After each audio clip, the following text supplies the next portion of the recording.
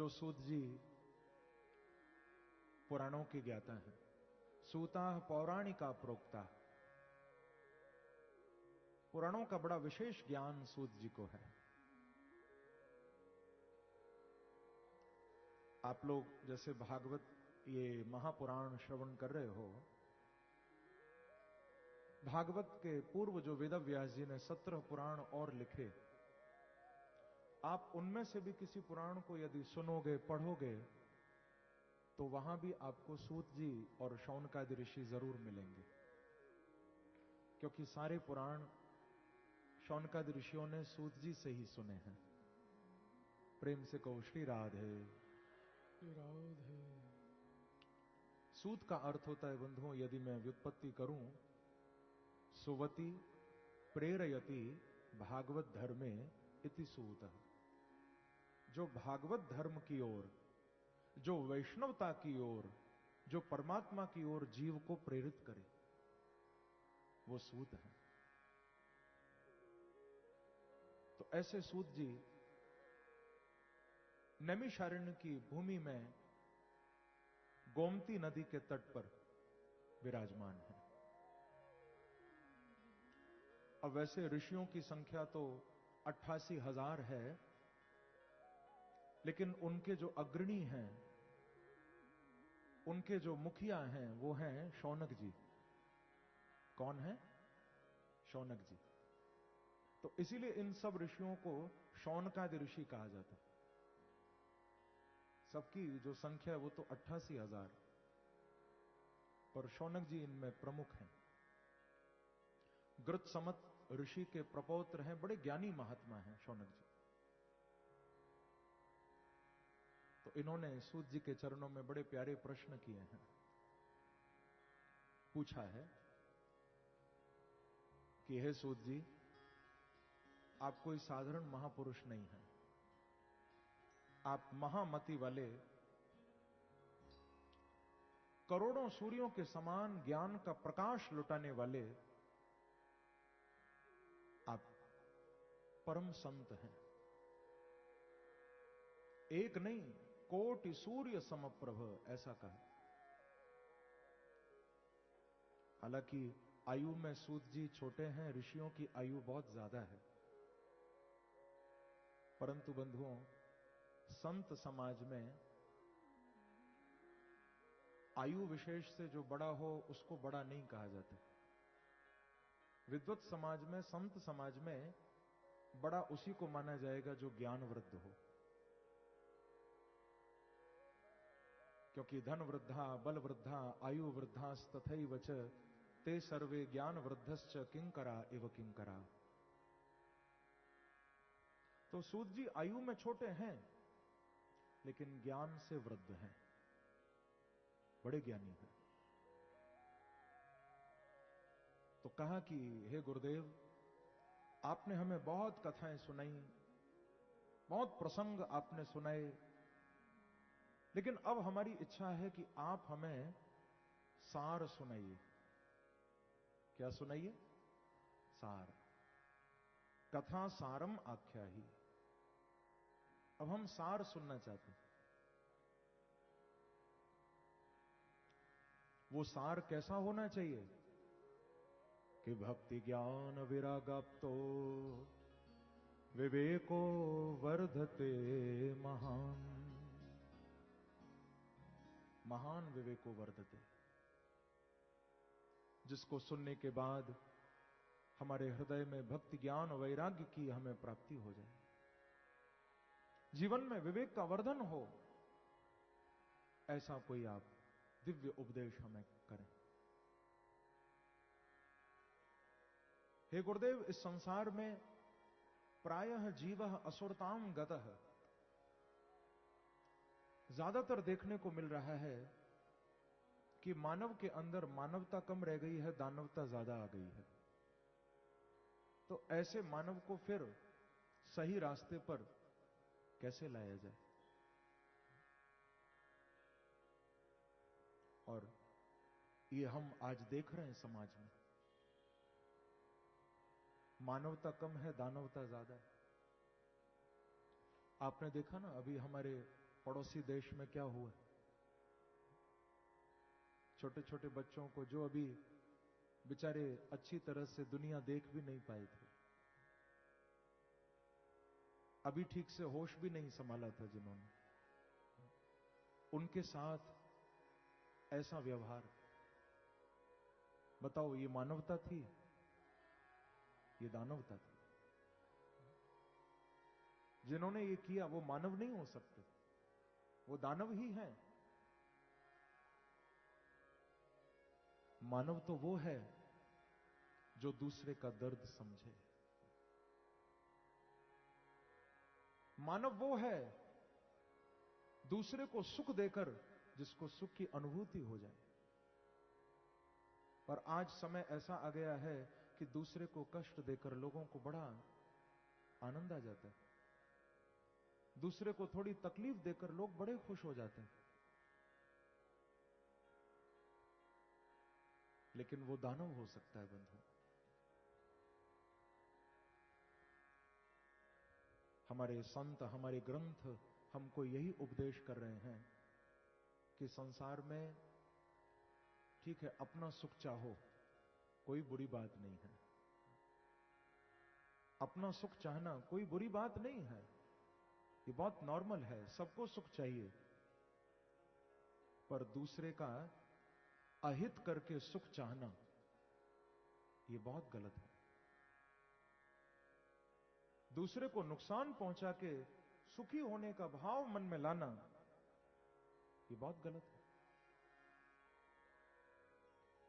हमारे ग्रंथ हमको आज्ञा दे रहे हैं कि ये भाव रखो अपने हृदय में कि सर्वे भवन्तु सुखिनः, सर्वे सन्तु निरामया, सर्वे भद्राणि पश्यन्तु, मा कश्चित् दुख भाग् भवेत्।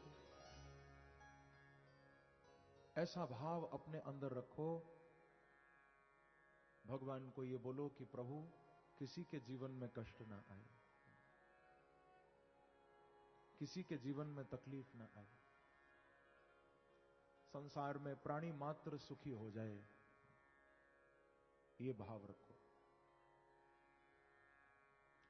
अब देखो सुबह से परेशान बैठे हैं, किसी ने पूछा कि भाई क्या बात हो गई, क्यों दुखी हो, क्यों परेशान हो?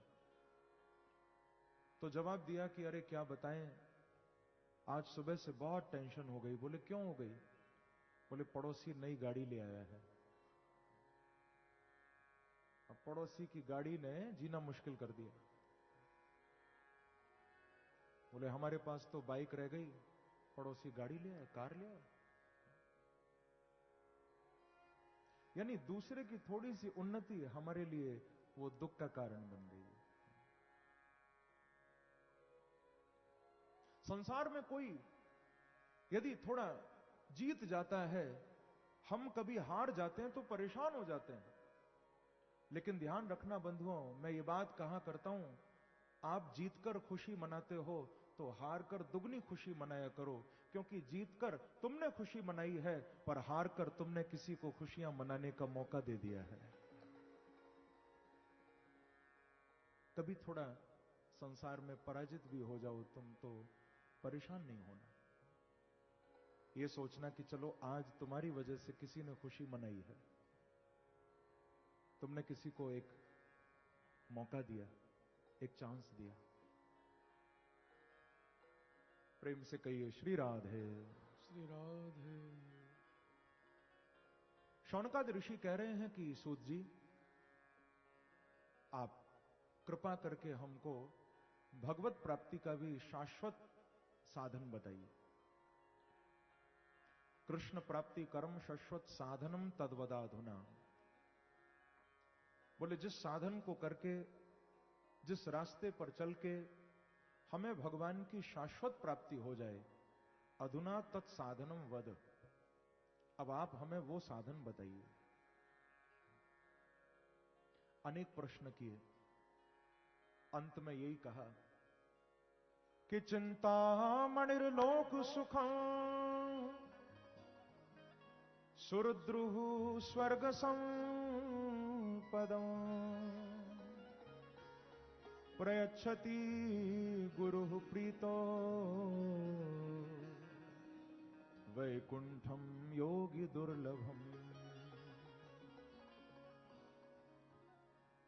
बड़ी प्यारी बात इस श्लोक में कह रहे हैं, हे सूत जी, हमें चिंतामणि नहीं चाहिए, क्योंकि चिंतामणि संसार की चिंताओं को मिटा देती है। हमें स्वर्ग के कल्प वृक्ष के नीचे जाकर भी नहीं बैठना, क्योंकि वो कल्प वृक्ष केवल स्वर्ग का सुख देता है। सूत जी ने कहा, फिर तुम्हें क्या चाहिए? तो कह रहे हैं कि बस हम तो इतना चाहते हैं, गुरु प्रसन्नम, आप जैसे कोई सद्गुरु हमसे प्रसन्न हो जाएं, क्योंकि जो काम चिंतामणि से नहीं बनता, जो काम कल्प वृक्ष से नहीं बनता, बोले वो गुरु की प्रसन्नता से काम पूरा हो जाता है। कौन सा?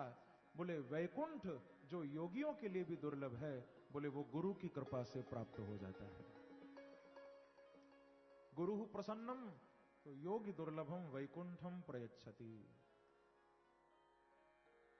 इसीलिए हे सूत जी, हम तो बस इतना चाहते हैं, आप जैसे सद्गुरु हमसे प्रसन्न हो जाएं। बोलो सूत जी महाराज की जय। सूत जी ने आगे भागवत की महिमा बहुत विशेष रूप में सुनाई है। ऋषियों को कहा कि देखो ऋषियों, आपने जितने भी प्रश्न पूछे, आपके समस्त प्रश्नों का उत्तर यदि कहीं एक जगह रखा है तो बोले वो भागवत में रखा है। ये भक्ति ज्ञान वैराग्य को देने वाली कथा है, ये दानव को मानव बनाने वाली कथा है। तुमने पूछा भगवान की शाश्वत प्राप्ति, तो कह दिया कि श्रीमद् भागवत की कथा से बांके बिहारी की शाश्वत प्राप्ति होती है। अन्य साधन आप करोगे तो शायद बिहारी जी मिलेंगे और फिर मिलकर जा भी सकते हैं, पर जो भागवत की उपासना करता है उसे छोड़ के कभी बांके बिहारी नहीं जाते हैं। शाश्वत प्राप्ति भागवत से।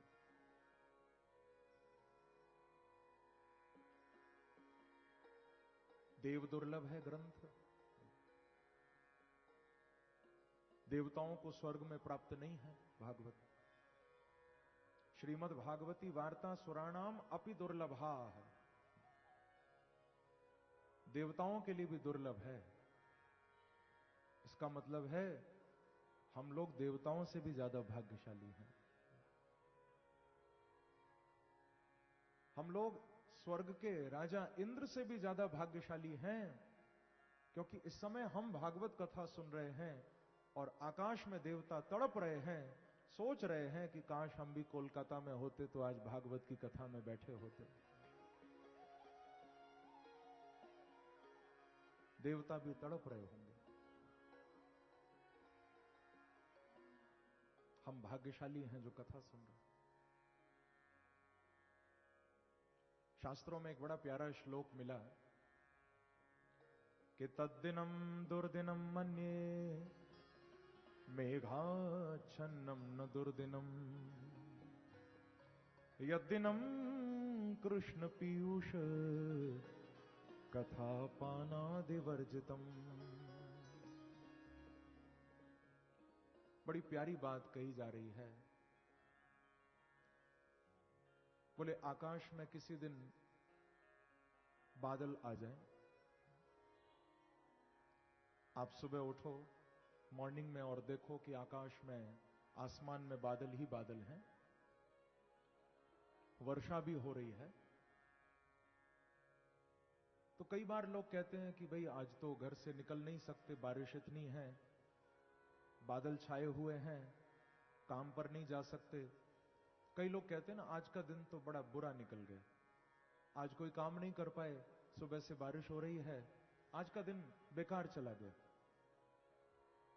लेकिन हमारे शास्त्र कह रहे हैं कि मेघाच्छन्नम न दुर्दिनम, आकाश में बादल छाए हों, खूब पानी बरसे, और मैं तो कहूंगा पानी की जगह पत्थर बरसे, फिर भी वो दिन बुरा दिन नहीं है।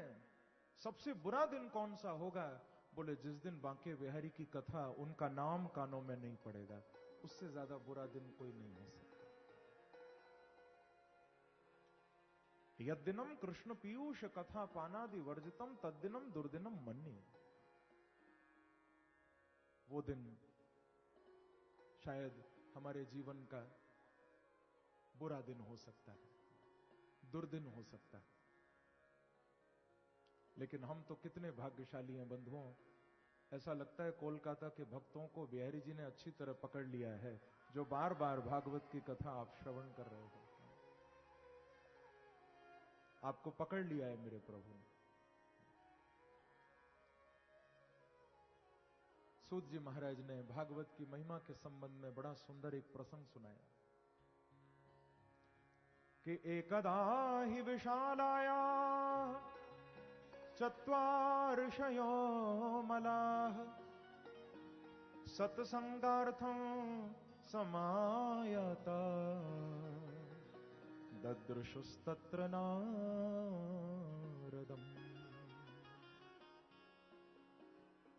एकदा ही विशालाया, बड़ा ध्यान देकर आप सुनिएगा। विशालाया यानी विशालापुरी। आज हम जिसको कहते हैं बद्रीनाथ, क्या कहते हैं? बड़ा पवित्र धाम है प्रभु का। तो उसी बद्रीनाथ धाम में, क्योंकि इसको विशाल नाम के राजा ने बसाया था, विशालो नाम राजा सीध, ऐसी कथा आती है, तो तब से इसका नाम पड़ा विशालापुरी या विशाला नगरी। पर आज हम उसको बद्रीनाथ धाम कहते हैं। उस पवित्र धाम में श्री नारद जी महाराज आए और नारद जी को आते हुए ब्रह्मा के 4 पुत्रों ने देखा, सनक, सनंदन, सनातन और सनत कुमार। किस लिए आए थे? सत्संगार्थम समायाता। देखो, महापुरुषों की यात्रा जब होती है तो वो सत्संग के लिए ही होती है, उसका उद्देश्य सत्संग ही होता है। इसीलिए शास्त्रों में यह बात कही गई है कि दुष्टों का एक ही जगह रहना अच्छा है, पर सज्जनों का घूमते रहना ज्यादा अच्छा है। क्योंकि जो दुर्जन होगा ना, वो जितना घूमेगा दुष्टता फैलाएगा, पर जो सज्जन होगा, संत होगा, वो जितना घूमेगा आनंद ही लुटाएगा। संतों को भ्रमणशील होना चाहिए, घूमते रहना चाहिए। चरे वेती, चरे वेती। तो सत्संगार्थम समायाता, सत्संग के लिए ये ब्रह्मा के पुत्र सनत कुमार बद्रीनाथ पधारे। और वहां इन्होंने देखा सामने से श्री नारद जी आ रहे हैं। तत्र नारदम दृष्टु। अब नारद जी को जब देखा तो देखकर बड़ा आश्चर्य हुआ, क्योंकि आज नारद जी के हाथ में वीणा नहीं है। आज नारद जी के मुखार बिंद पर तेज नहीं है, थोड़े उदास लगते हैं। तो पूछा कि नारद जी, आपके हाथ में वीणा नहीं, आपके चेहरे पर कोई तेज नहीं, आप कहां से आ रहे हो, कहां जा रहे हो? त्वरितम गम्यते कुत्र कुतश्चागमनम तव। भागते भागते आ रहे हो, भागते भागते जा रहे हो, क्या चक्कर है? कोई परेशानी? नारद जी ने सनत कुमारों को देखा तो इनके निकट आके प्रणाम किया और सारी बात बताई कि महाराज, मैं बड़ा परेशान हूं, लेकिन अपने दुख से नहीं, मैं किसी और के दुख से परेशान हूं। कोई और दुखी है, कोई और मुसीबत में है, इसीलिए मैं परेशान हूं। और यही एक साधु का लक्षण है बंधुओं। साधु कौन है? केवल विरक्त वेश धारण करने वाला, या जोगिया कपड़े पहनने वाला, या तिलक लगाने वाला, या लंबी दाढ़ी रखने वाला, क्या वही साधु है? भागवत जी ये बात नहीं कह रहे। ठीक है, किसी ने विरक्त वेश धारण किया है या किसी ने सन्यास वेश धारण किया है तो उस वेश की भी महिमा है, लेकिन खाली वेश विरक्त धारण करने से कोई साधु नहीं होता। भागवत जी कह रही हैं साधु की पहचान स्वभाव से होती है। आपका स्वभाव कैसा है, आपका नेचर। आज नारद जी कह रहे हैं कि मैं अपने दुख से दुखी नहीं, मैं किसी और के दुख से दुखी हूं। तो समझ लेना, जो अपने दुख से दुखी हो, अपने सुख से सुखी हो, वो साधारण मानव हो सकता है, पर जो दूसरे के कष्ट को देखकर जिसका हृदय पिघल जाए, समझना वो सच्चा साधु होगा, वो सच्चा संत होगा। ये साधुता का लक्षण है।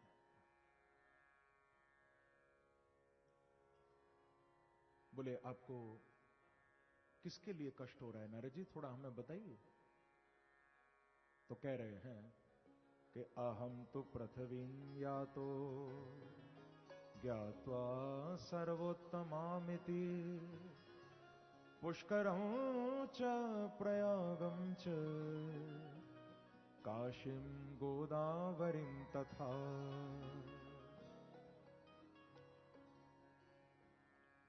बताया कि महाराज मैंने इस पृथ्वी को बहुत श्रेष्ठ माना, और पृथ्वी को श्रेष्ठ मानकर मैं इस भूलोक में भ्रमण करने के लिए आया था।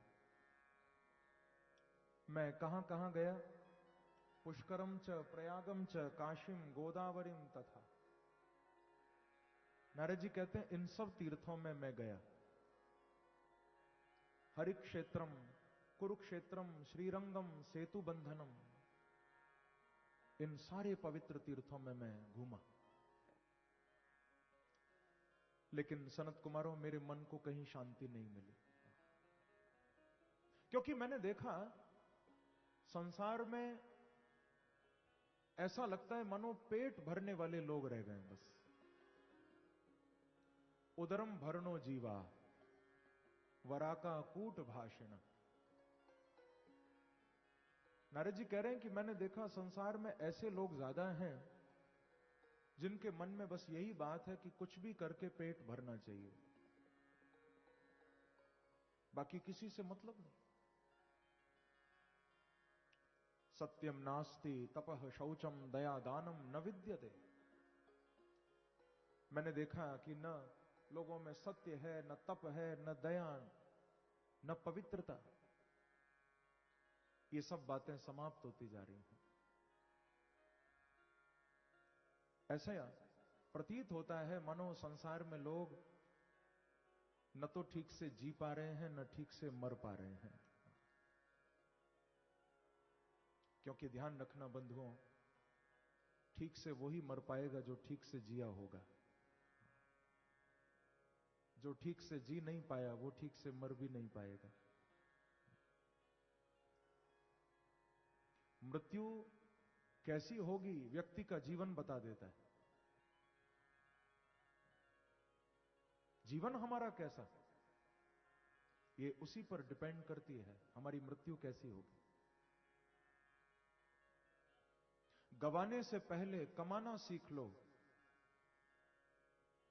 गवाने से पहले कमाना सीख लो, रिश्ते बनाने से पहले थोड़ा निभाना सीख लो।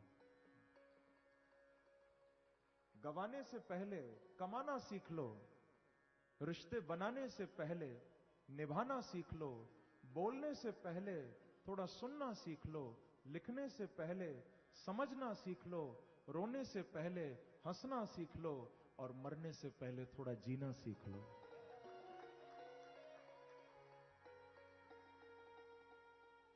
मृत्यु उसी की आनंदमय होगी जिसका जीवन आनंदमय है।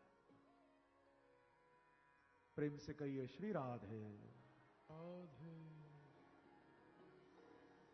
मैंने सुना एक व्यक्ति था, किसी संत के पास गए। संत को जाकर उसने कहा कि महाराज आप थोड़ा बताइए मैं क्या करूं। खाने पीने को घर में कुछ है नहीं, काम धंधे बहुत किए, लेकिन मेरी दुकान नहीं चलती। हर तरह के उपाय मैंने करके देख लिए। आप थोड़ा बताओ कि मैं ऐसा क्या काम करूं जो घर में 2 पैसे आए, मैं कुछ कमाऊं। संत ने उसको कहा कि बेटा तू एक काम कर, तू ऐसी दुकान खोल जिसमें एक तरफ लोगों के जीने का सामान रख और दूसरी ओर लोगों के मरने का सामान रख। यानी जो जीवन के लिए उपयोगी हैं, जैसे अन्न हुआ, आटा, दाल, चावल, जिसको हम जीवन में ग्रहण करके जीते हैं, जो हमारे जीवन का कारण है, बोले एक और ये सामान रख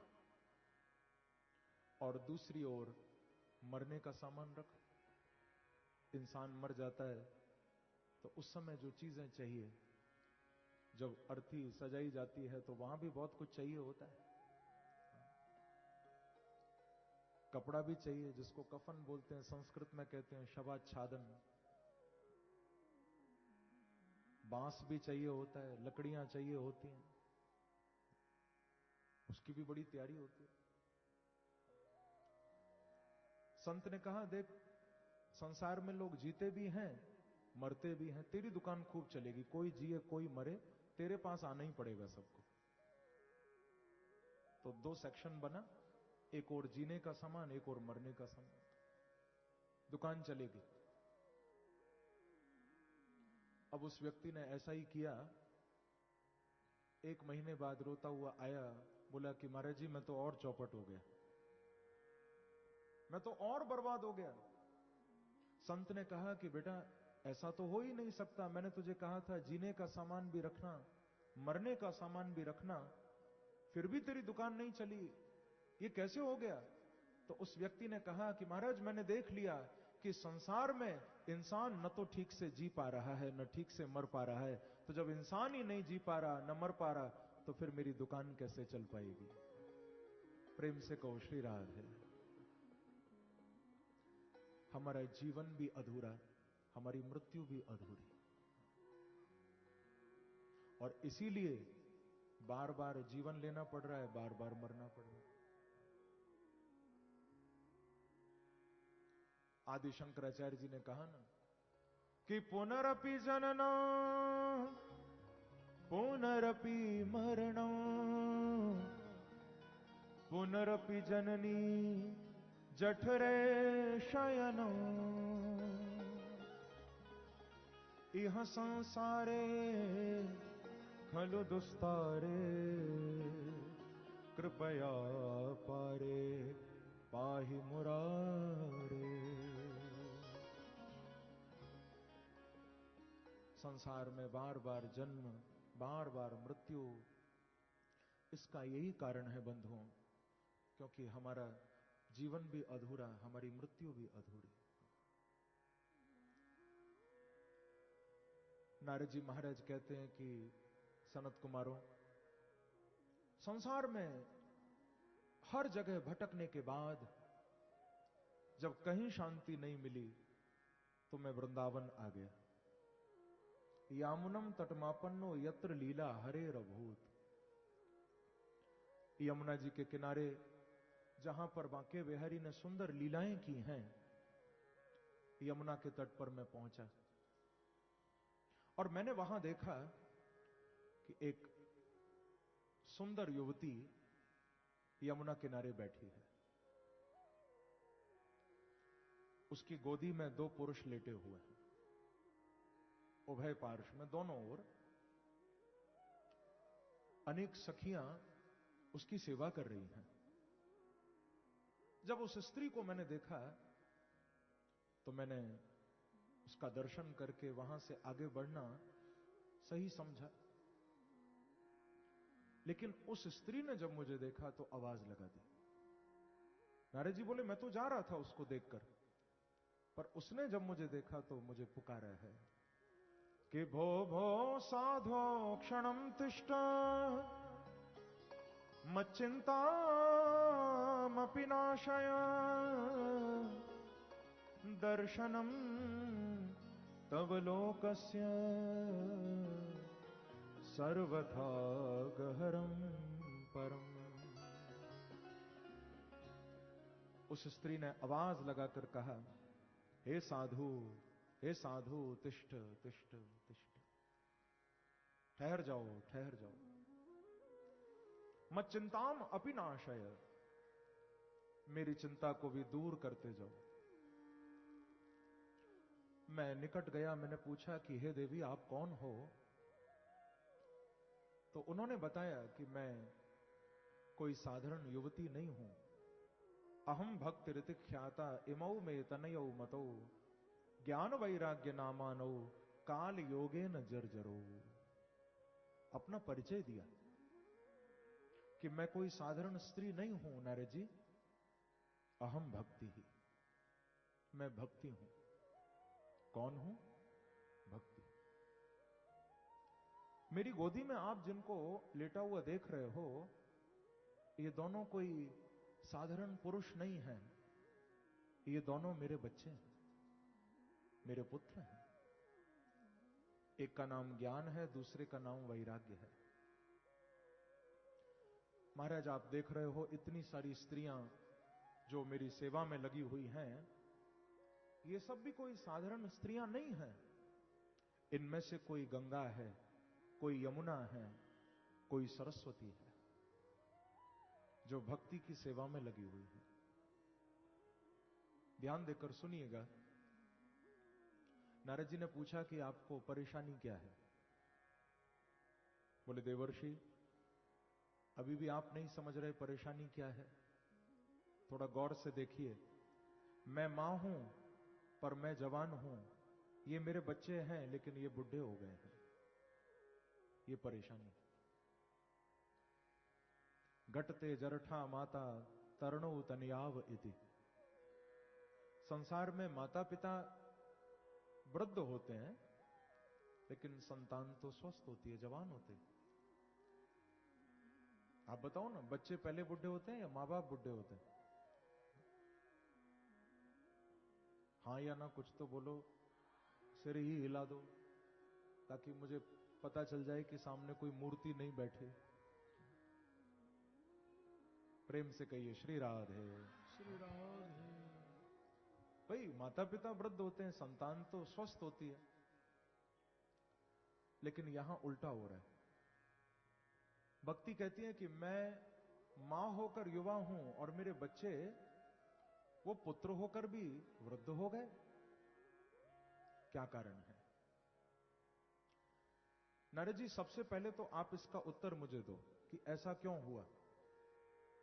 और दूसरा भक्ति ने कहा कि फिर मुझे आप उपाय बताओ कि अब ये ठीक कैसे होगा, मेरे बच्चे स्वस्थ कैसे होंगे, उनका बुढ़ापा दूर कैसे होगा। तो नारद जी सबसे पहले कारण बता रहे हैं। बड़ा प्यारा श्लोक है ये महात्मा का।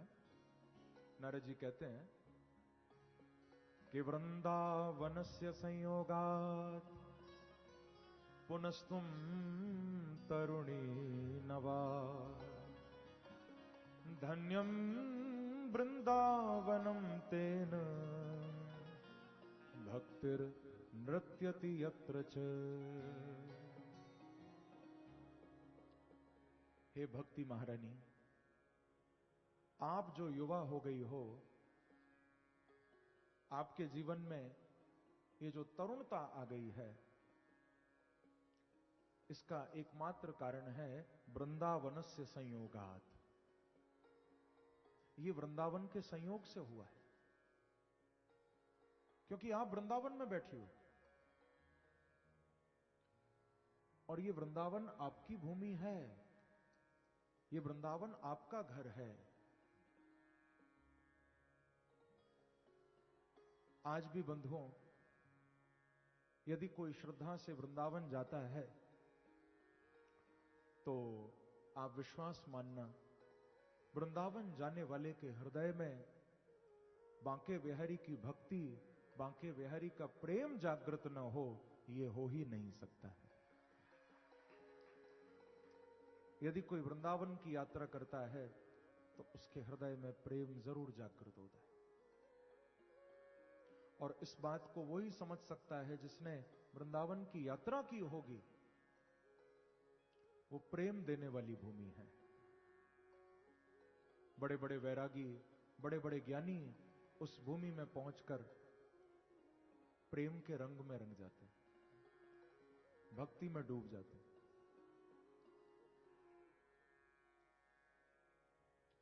एक बहुत बड़े ज्ञानी हुए प्रबोधानंद सरस्वती। जब वृंदावन आए, चैतन्य महाप्रभु के कृपा पात्र थे ये।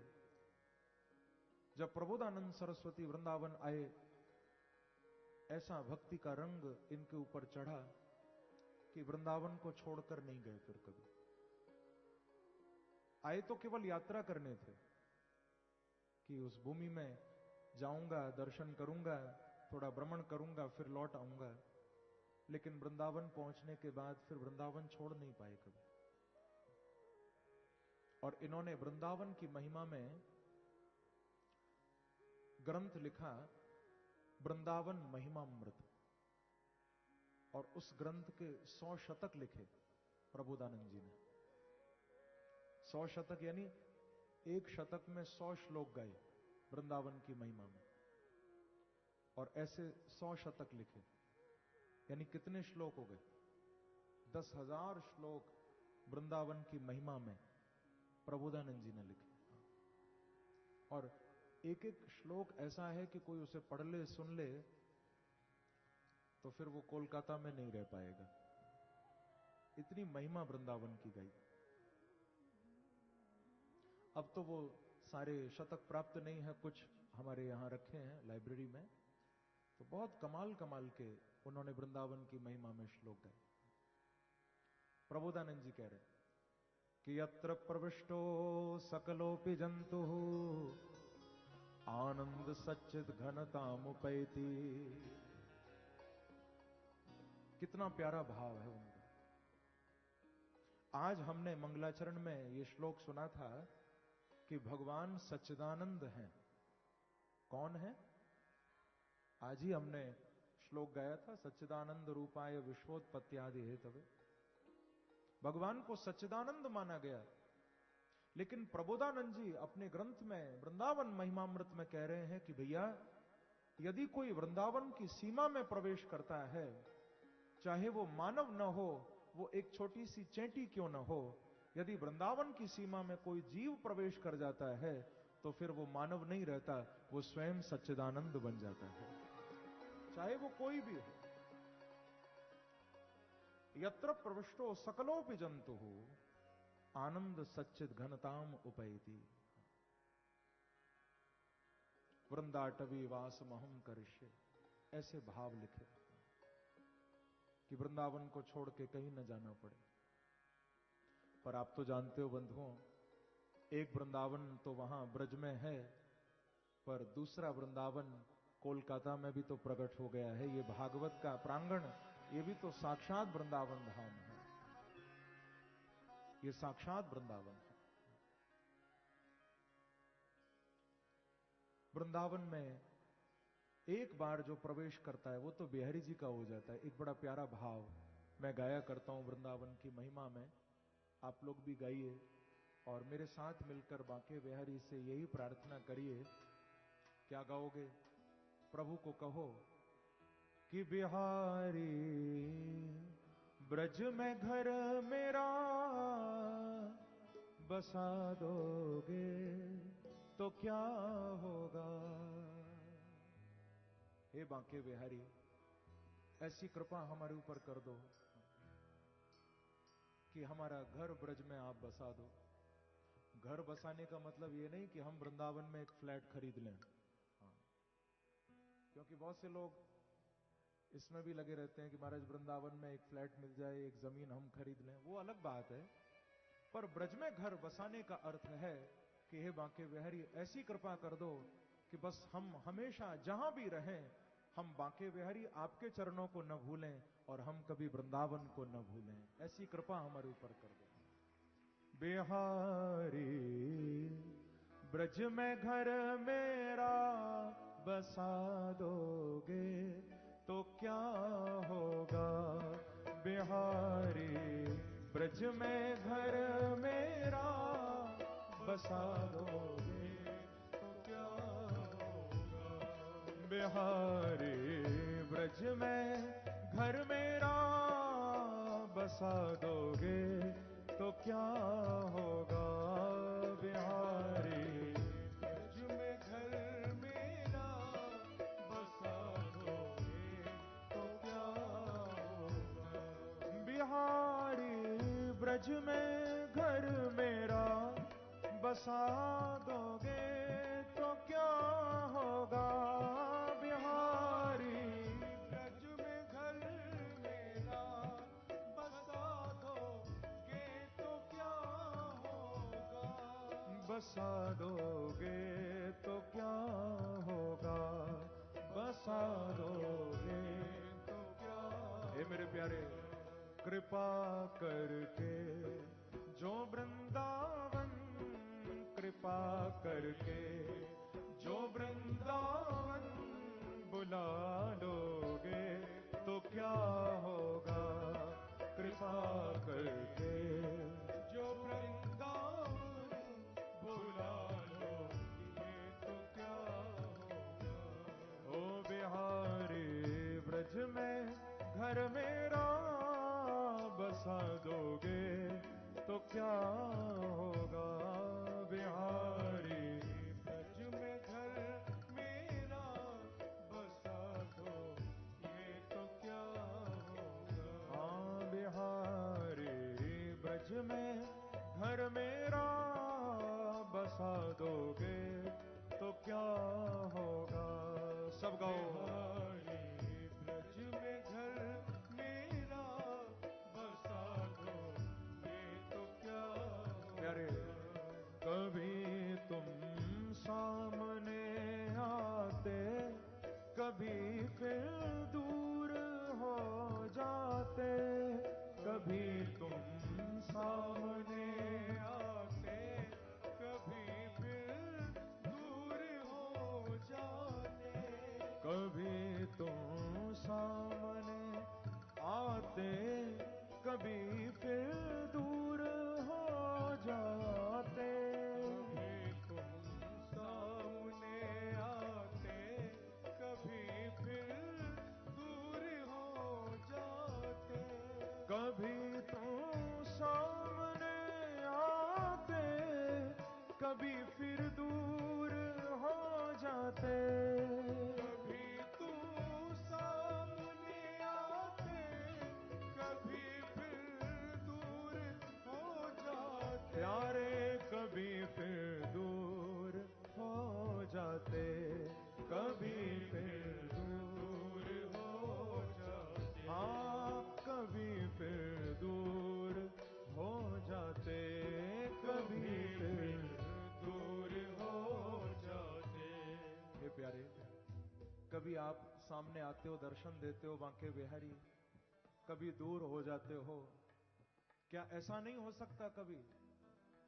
भक्त कह रहा है, हमारे बीच का पर्दा, हमारे बीच का पर्दा, हमारे बीच का पर्दा, हमारे बीच का। हे मेरे बांके बिहारी, हटा दोगे तो क्या होगा। हमारे बीच का पर्दा हटा दोगे तो क्या। गाइए भाव से। बिहारी ब्रज में घर मेरा बसा दोगे तो क्या होगा। बिहारी ब्रज में घर मेरा बसा दोगे तो क्या। थोड़ा तालियों की सेवा करते हुए न हो।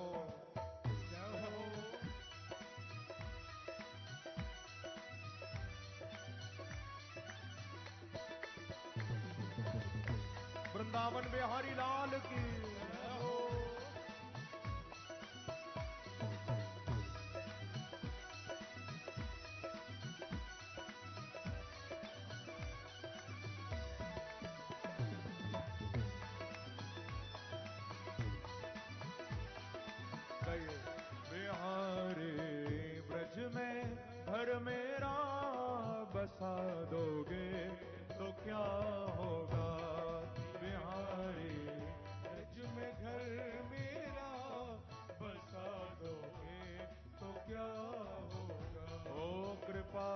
करके जो वृंदावन बुला लोगे तो क्या होगा, कृपा करके जो वृंदावन बुला लोगे तो क्या होगा। प्यारे,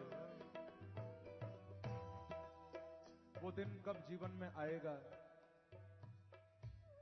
जब आप अपने चरणों में बुलाओगे, हमें बिठाओगे, हमारे दिल की बात सुनोगे और कुछ अपने वो मीठे शब्द हमें सुनाओगे बांके बिहारी। क्योंकि बंधुओं, ये कोई सतयुग नहीं है, कोई द्वापर नहीं है। आप जिस युग में बैठे हो ये कलयुग है। लेकिन भागवत के महात्म्य में कहा गया, अयम तो युग धर्मो ही वर्तते कस्य दूषणम, अतस्तु पुंडरीकाक्षः सहते निकटे स्थितः। हम लोग कलयुग में बैठे हैं, कलिकाल में बैठे हैं। माना कि चारों तरफ अधर्म बढ़ रहा है, माना कि समाज में मानव कम है, दानव ज्यादा आ गए हैं। हर प्रकार से ये समाज बुराइयों की ओर जा रहा है, सब बात ठीक है। पर भागवत में लिखा है कि ये नहीं भूलना, चाहे कितना भी अधर्म बढ़ जाए, कितना भी समाज में बुराइयां आ जाएं, लेकिन ये नहीं समझना कि सतयुग में बांके बिहारी या द्वापर में या त्रेता में बांके बिहारी ज्यादा करीब थे। क्योंकि भागवत में लिखा है, जितना कलिकाल में बांके बिहारी निकट बैठे हैं, इतना किसी युग में इस जीव के निकट नहीं बैठे। अतस्तु पुंडरीकाक्षः सहते निकटे स्थितः। कलयुग में भगवान ज्यादा करीब है। हमारे वृंदावन में एक संत हुए जिनका नाम था ग्वारिया बाबा। वो अपने आप को बांके बिहारी का ग्वाला कहते थे। क्या कहते थे? ग्वाला। कोई उनको पूछता कि बाबा बिहारी जी तुम्हारे क्या लगते हैं, तो वो कहा करते थे, भैया तुम्हारे लिए वो भगवान होगो, तुम्हारे लिए वो परमात्मा होगो, लेकिन मेरो तो बांके बिहारी सखा है, मेरो तो यार है कन्हैया। और उनका ऐसा मानना था कि वो रोज बिहारी जी के साथ गौएं चराने जाते हैं, ग्वाले बन के। जिस समय हमारे बांके बिहारी का मंदिर मध्याह्न में जब आरती होती है तो लगभग 2.5-3 घंटे के लिए बीच में मंदिर बंद होता है, फिर शाम को दर्शन खुलते हैं। तो उन संत का ये नियम था कि जब दर्शन खुलते थे तब वो मंदिर में नहीं आते थे, जब दर्शन बंद हो जाते थे तो वो मंदिर में आते थे। बिहारी जी की आरती हुई, पट बंद हुआ, ग्वारिया बाबा मंदिर में आते थे और सामने ठाकुर जी के द्वार के बैठ जाते थे। जैसे ही मंदिर खुलने का समय होता था, संत निकल जाते थे। पूरी दोपहर बैठे रहते थे। तो लोगों ने उनको पूछा कि बाबा, सारी दुनिया मंदिर में तब आती है जब बिहारी जी दर्शन देते हैं, आप मंदिर में तब आते हो जब पट बंद हो जाते हैं, ऐसा क्यों? अरे दर्शन जब खुलते हैं तब आया करो ना, दर्शन खुलने से पहले ही चले जाते हो। तो संत कहा करते थे, भैया तुम लोग तो संसार के जीव हो, तुमने बिहारी जी से कोई संबंध नहीं जोड़ा, इसीलिए तुम भीड़ में ढक्के खाते हो, पर मैं तो उनका सखा हूं, इसीलिए मुझे बांके बिहारी अकेले में बुलाते हैं, थोड़ा प्राइवेसी में। तुम सब तो संसारी जीव हो, उनको अपना मानते नहीं, उनसे संबंध जोड़ते नहीं, तो तुम भीड़ में ढक्के खाते हो। मैं तो बिहारी जी का सखा हूं, इसीलिए मुझे अकेले में बुलाते। और पूरी दोपहर मंदिर में बैठकर बिहारी जी से बातें किया करते थे, और बातें भी ऐसे करते थे मानो सामने से बिहारी जी भी बोल रहे हैं। बांके बिहारी को कहा करते थे, चौ कन्हैया आज तेने कछु खायो कि नहीं खायो, ऐसे पूछते थे। तो मानो उधर से बिहारी जी भी बता रहे हो कि आज मैंने ये भोग लगाया, फिर कहा करते थे तू तो अकेलो अकेलो ही खावे, कभी हमें भी दे दियो कर। ऐसी मीठी बातें हुआ करती। तो ये कोई सतयुग की घटना नहीं है। यदि हृदय में प्रेम है बंधुओं, तो मेरे बांके बिहारी आज भी तुमसे बात करने को तैयार बैठे हैं, आज भी तुम्हारे भाव को सुनने को तैयार बैठे हैं। बस प्रेम जागृत हो जाए। इसीलिए गाओ, बिहारी ब्रज में घर मेरा बसा दोगे तो क्या होगा। बिहारी ब्रज में घर मेरा सब गाओ, बसा दोगे तो क्या होगा। सुना है तुमने वृंदावन में दावानल बुझाया था। सुना है तुमने वृंदावन में दावानल बुझाया था। आज मैंने क्या कहा था आपको कि मैं गाने नहीं आया हूं, क्या करने आया हूं। और फिर भी कई भक्त बैठे हुए हैं चुपचाप। कई लोग ये भी कहते हैं कि महाराज जी हमारी आवाज अच्छी नहीं है, कैसे गाएं। तो ये मैं आपको क्लियर कर दूं भैया, यहां कोई सिंगिंग कंपटीशन नहीं हो रहा कि भाई जो अच्छा गाएगा उसको प्राइज मिलेगा। यहां कोई ऐसा कंपटीशन नहीं चल रहा कि आप अच्छा गाओ। मैं तो कहूंगा बुरे से बुरा गाओ, पर दिल से गाओ, क्योंकि बिहारी जी तक आवाज नहीं पहुंचेगी, तुम्हारे दिल का प्रेम बांके बिहारी तक पहुंचेगा। इसीलिए पीछे नहीं रह जाना, सब गाना, चाहे जैसा तुम गाते हो। मुझे भरोसा है मेरे से तो अच्छा ही गाते होंगे। सब गाओ, ओ बिहारी ब्रज में घर मेरा बसा दोगे तो क्या होगा। बिहारी ब्रज में घर मेरा बसा दोगे तो क्या होगा। सुना है तुमने वृंदावन में दावानल बुझाया था। सुना है तुमने वृंदावन में दावानल बुझाया था। सुना है तुमने वृंदावन में दावानल बुझाया था।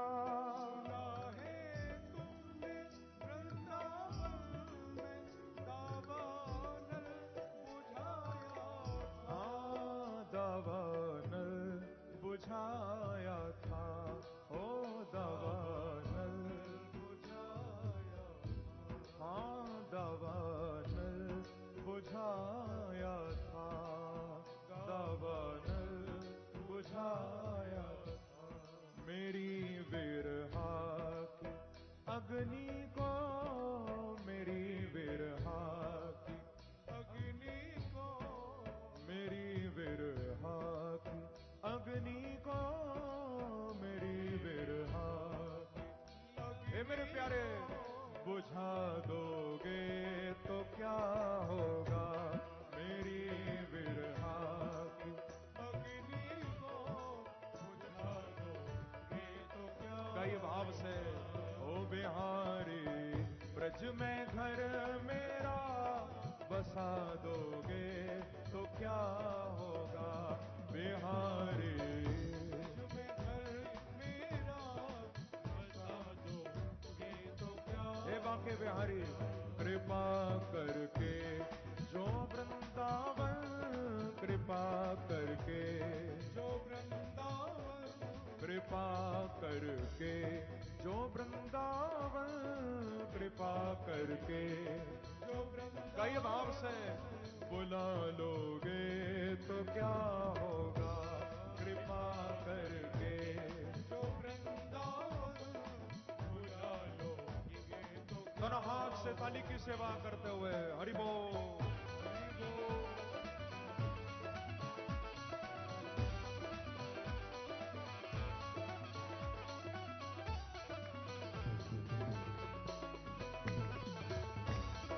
वृंदावन बिहारी लाल की